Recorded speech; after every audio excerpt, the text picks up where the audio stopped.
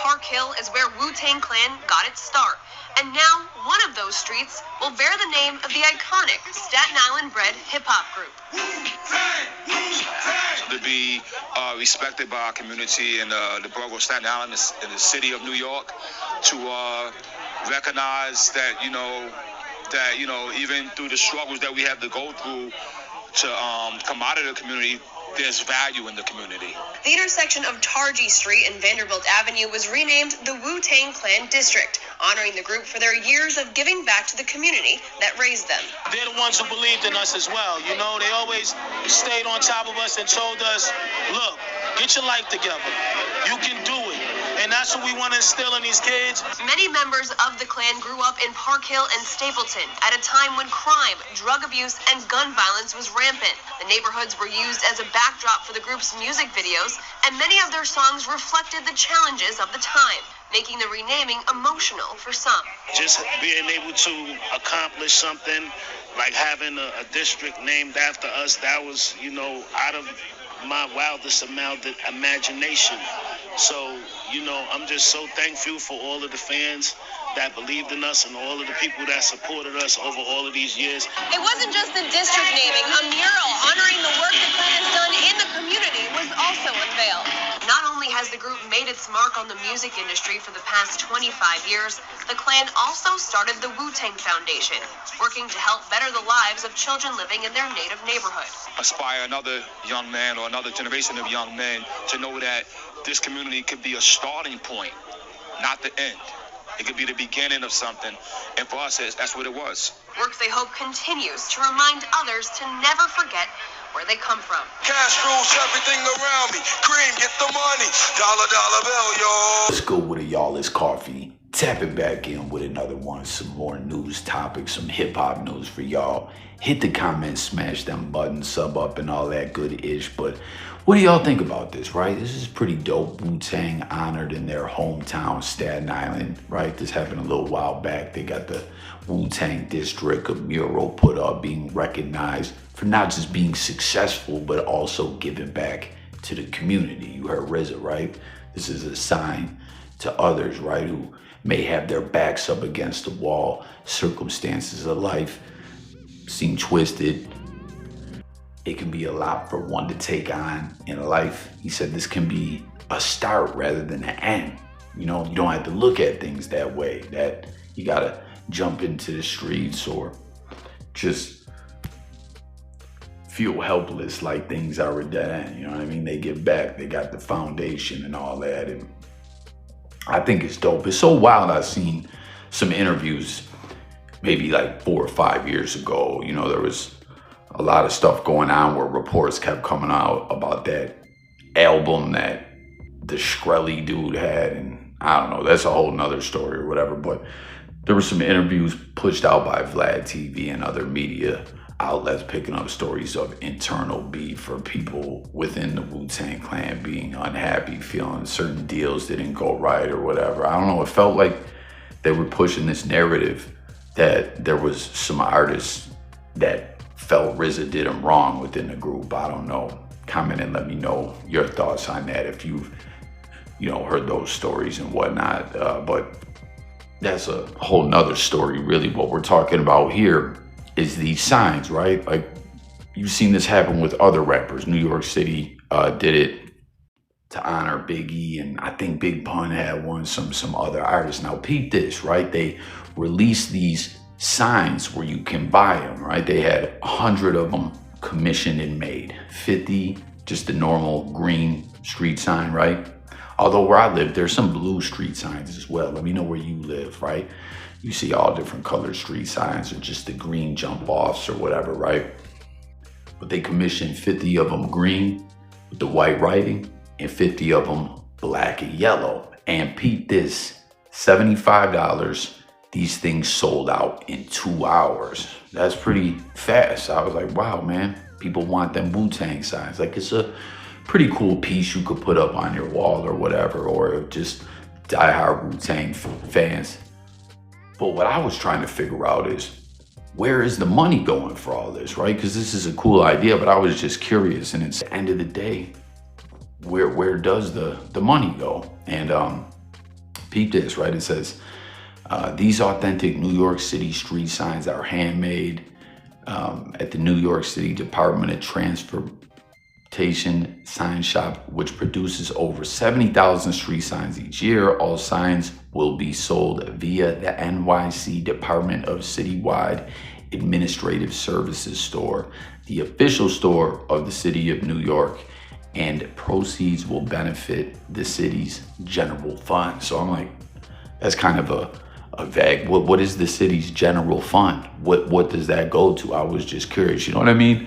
I'm not necessarily trying to point and say this is some kind of scheme or scam for someone to come up off the woo or whatever in their accomplishments when the city honored them. But in this situation, it's not exactly what I'm saying, but I'm wondering, like, what is the city's general fund? You know what I mean? You just, personally, I always like to follow the money and try to dig in and figure some things out. Because, like, just for instance, this one city I lived in, right? For different jobs, right? And I'm talking regular ass jobs, cook jobs, janitor jobs, right? Just regular ass jobs. You have to have these work permits. You know what I'm saying? I'm not talking about like something that you got to get certified in, or like a doctor with the medical board or nothing like that. I'm talking about to work at Mickey D's. You had to have like 2 different permits. You know what I mean? Just a food handler's one, and then another work permit, a general one. And then if there's a place that involves alcohol and tobacco, that's a whole nother one. You know what I mean? And to me, I looked at that as just like a stone cold scam, because when you get these permits, it's just literally basically like you pay the money and they hand it over to you. There's not no real crazy test or training or anything like that. You basically go in, fill out a form, give them the money, and they give you the joints. You know what I'm saying? Like to work at a grocery store, you needed 3 of them. You had to have the alcohol one, the general one, and the food one. And I'm like looking at this saying, man, this is just going in someone's pocket to me. Like I looked at it as a scam. You feel me? But with these Wu-Tang ones, they're saying it's just going to the city's general fund. I don't know. What does that say to you?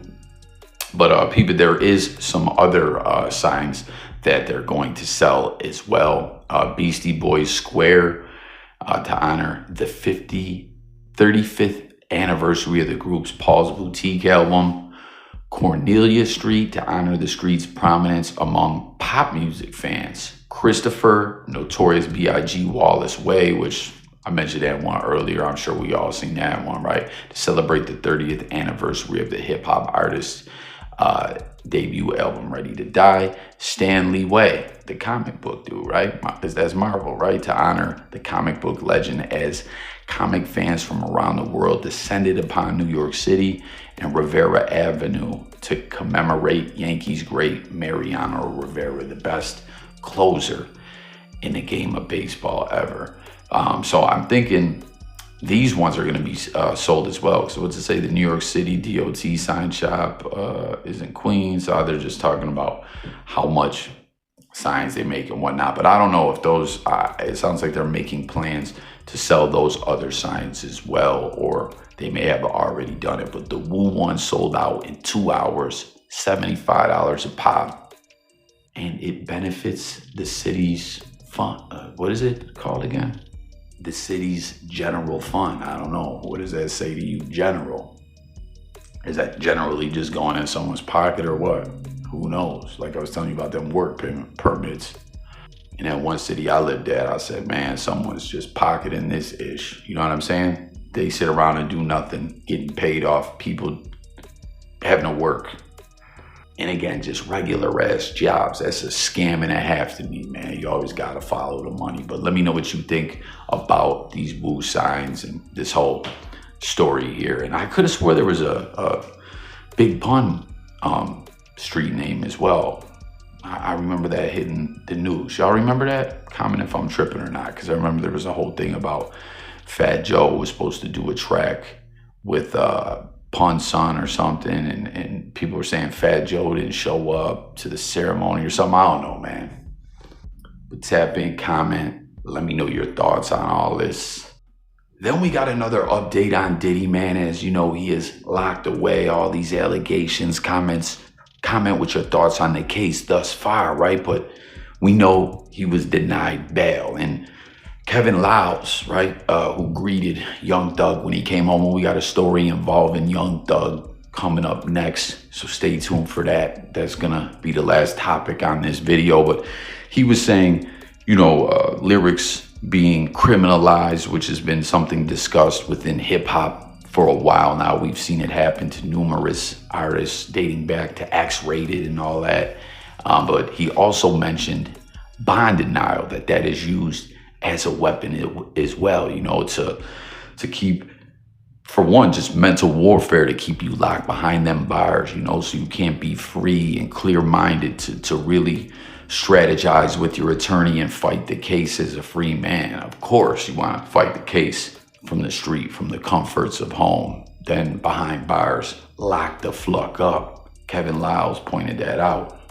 You feel me? He said this is something upon greeting when Thugger came home, this has to be addressed. Bond denial and criminalized, the criminalization of hip hop lyrics. So here Diddy, we know, no bail, right? They're saying because of witness tampering, that they fear for the safety of these witnesses. It has to go down that way in the interest of justice. Diddy must remain behind bars. But Diddy's legal team ain't giving up, right? They're trying to fight back and you know, put in more motions and everything here. And this is what we're hearing, that, you know, they submitted this new proposal for his release, and the conditions include $50 million bond backed by multiple family members, no access to phones or internet, and more. The defense proposes, this is, you know, like from the official paperwork, the following updated bail package, which will assuage any concerns of danger and obstruction and will ensure Mr. Combs' appearance in court. One, $30,000 bond, co-signed by Mr. Combs, his mother, his sister, the mother of his oldest daughter, the mother of his youngest daughter, and his 3 adult sons. So basically the whole fam, couple babies' moms are willing to put their name on the line as well. 2, the proposed updated conditions of release are sufficient. The defense proposes the following updated bail package, which will assuage any concerns of danger and obstruction and will assure Mr. Combs' appearance in court. A $50,000 bond. Okay, so I think that first one was the original bail package that they came with. This is the updated one, I guess. So this one says $50,000 bond, co-signed by Mr. Combs, his mother, his sister, the mother of his oldest daughter, the mother of his youngest daughter, and his 3 adult sons. So that was in the first one as well. Secured by the equity in Mr. Combs' residence located in Miami, Florida, and unencumbered property appraised at about $48 million. Damn, that's a nice ass crib, huh? Further secured by the equity of Mr. Combs' mother's home in Miami, Florida. So also putting my Duke's crib up. Full home detention at his residence in Miami or at a suitable location in New York with GPS monitoring. Counsel will travel to this location for any in-person meetings with Mr. Combs or have counsel meetings via video. To the extent Mr. Combs' travel is necessary to attend court or pre-approved medical appointments, his travel will be restricted to the southern and eastern districts of New York and the southern districts of Florida. Mr. Combs must pay all part of the cost of location monitoring, 24/7 monitoring by qualified security personnel approved by the government. Pre-trial services. So this is like, you guys remember with NBA Youngboy, man, where they basically were like, yo, he'll live in our ranch in Montana or whatever it is, and hire these ex-military to sit there and watch him all the time. Like, he'll come out of pocket for all of this. Please let him out. And it worked for NBA Youngboy. Will it work for Diddy? But there's more here. Mr. Combs will have no access to telephones or the internet except for during calls with counsel to be arranged by security personnel. Restrict all visitors except for counsel and pre-approved list only consisting of specific family members with the consent of pretrial services and the government. Family visits will be scheduled only with pretrial services prior approval. Security personnel will monitor family visits.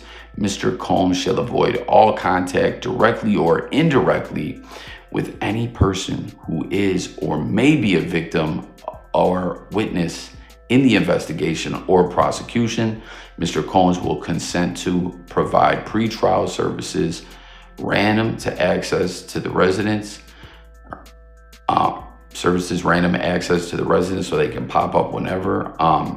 Mr. Combs' passport was surrendered at his counsel on April 1st, 24, which counsel will provide to pretrial services. So they're going to give up that passport, turn it over to pretrial services. So they're like, yo, the lawyer can't just sneak it back to him and he can try to skate up out of the country, go where Russell Simmons is, or I don't know, Argentina, where all the Nazis hid out or whatever. I don't know, you feel me? The following family members have also already surrendered their passports to counsel, who will provide them to pretrial services: Janice Combs, Chance Combs, Jesse Combs, and Delilah Combs. Counsel will continue efforts to sell Mr. Combs' airplane. So, hey, we'll sell that thing just so you ain't worried. You can just try and hop on an illegal flight out the country. Like, they're really trying to push hard body karate for all this. Do you think it'll work? Or I personally don't think so. I think the government's going to say, and, you know, Diddy's going to be locked up for the duration of the case and maybe beyond if he is indeed convicted. Let me know what y'all think about it all. And the defendant shall submit to testing for a prohibited substance if required by pretrial services office or supervising officer. Testing may be used with random frequency and may include urine testing, the wearing of a sweat patch, a remote alcohol testing system, and or any form of prohibited substance screening or testing. So that's a whole lot right there. They're really trying to fight to get Diddy out on that bail. Could be his last chance at freedom. If he is convicted, they are going to case lay him, and like I said, you want to be home, a free man fighting a case. It's something totally different doing this behind bars or from the comfort of your own home. But you hear everything that they put together in this new package that they've submitted to the court. What do y'all think about it? Do you think it'll work for NBA YoungBoy?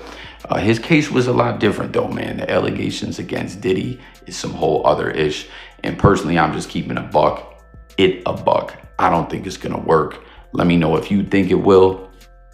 And then, like I was saying, we got this last story here, Ron. Thugger, who just came home, who again, I still feel like this plea, I don't know if it was the right move, but some people would say, hey, it got him free. I feel like it could be a setup, man. Them stipulations are wild, you know what I mean? Like, open to interpretation. I just did a video the other day where a lot of legal analysts and professors and scholars who, you know, specialize in the law were saying this could be a setup, more or less, you know, that it's going to be very hard for Thugger to comply with this stuff. He could, like, just by performing songs, could somewhat be looked at as a violation. You know, it's a wild situation, but a lot of people have been, greeting him home, welcoming him home. But check this message out, right? Thank you, God. Thank you, God. This is right upon him taking that plea and coming home. This is more than what we prayed for. We are so grateful. This is the greatest opportunity we've ever been presented with, and we are so grateful. Thank you, Judge Paige Whitaker, for giving us the opportunity to move forward with our life. Thank you, God. Thank you, Brian Steele and Keith Adams and every attorney working on this case tireless. Thank you. I cannot say it enough. I cannot repay you for this. You have changed our lives, Jeffrey's life, and mine. Thank you to everyone who has been there for us, every fan who has believed in us and prayed for us. So that was from Thugger's girlfriend, Mariah, the scientist. Now, I never really listened to her music like that. Her and Thug have collabed and stuff like that, but She's got her own catalog and everything. And comment if you're up on her music, if you rock with her or not, you know. But they just did this piece, you know, talking about Mariah the Scientist, as she was present in court a lot. You see that message she put forth upon Thug's release, like she really loves Thug. And it's kind of an interesting story, right? She was going to St. John's University on a scholarship studying biology. That's kind of where the name comes from, that she's Mariah the Scientist, you know what I mean? And she ended up dropping out and pursuing music, as she made a song like dissing an ex and trying to get with a new dude. And it was almost kind of like an experiment. And then she, which is wild, she's Mariah the Scientist, you know what I'm saying? And then she realized like music was her dream, and she pushed forth with it. And it's so wild because she is a cop for a father, right? You know what I mean? You know, they say girls, good girls love bad guys or whatever. Thugs, young thug, right? And, you know, during this journey of music, I guess she DM'd Young Thug one time, at a point in time, saying happy birthday. And down the road, he hit her back asking if she was signed. And, you know, she ended up being like, man, does he really want to do business? What is this? And she pulled up when he was shooting a video or something like that. And I guess the rest is history. They fell in love. But she said, sounds like a smart girl. I mean, obviously, she's a damn scientist, right? And it's so wild, too, man. I could think of some other reasons that might call her a girl, a scientist, or a psychologist. If y'all feel what I'm saying, man, comment if you know what I'm talking about when I say that. But I guess she waited for 6 months to actually tell Thugger, like, yo, I'm your girl, because she was, you know, trying to be careful. Like, she didn't want to just get smashed and passed by a rapper or being played, you know what I'm saying? Like, she wanted to make sure it was for real, but I guess it really was. And they're still together this day. She was in court all the time at the trial, and she's just so happy that Thug is home. It's so wild, too. She said on what would have been their 3-year anniversary, it was all set up for her and Thugger to have this video visit, right? And the power went out. Ain't that some ish, man? That would be them vibes that would feel like ish is cursed. But seems it worked out well for them, because Thug is home and they're back together living their best life, you know, unless this ish really is a setup and they violate him and throw him back in jail, man. It's such a crazy plea bargain, back loaded in such a way to which I've never seen before, you know. But there you have it, man. Mariah the Scientist and Young Thug, Wu-Tang, street signs sell out with the quickness, go into the city's general fund. Is that a scam? What do y'all think about it? And Diddy's legal team still fighting to get this man temporarily free out on bail. Comment and let me know your thoughts about it all. Sub up to the channel. As always, it's all about hearing from y'all, the people on this channel.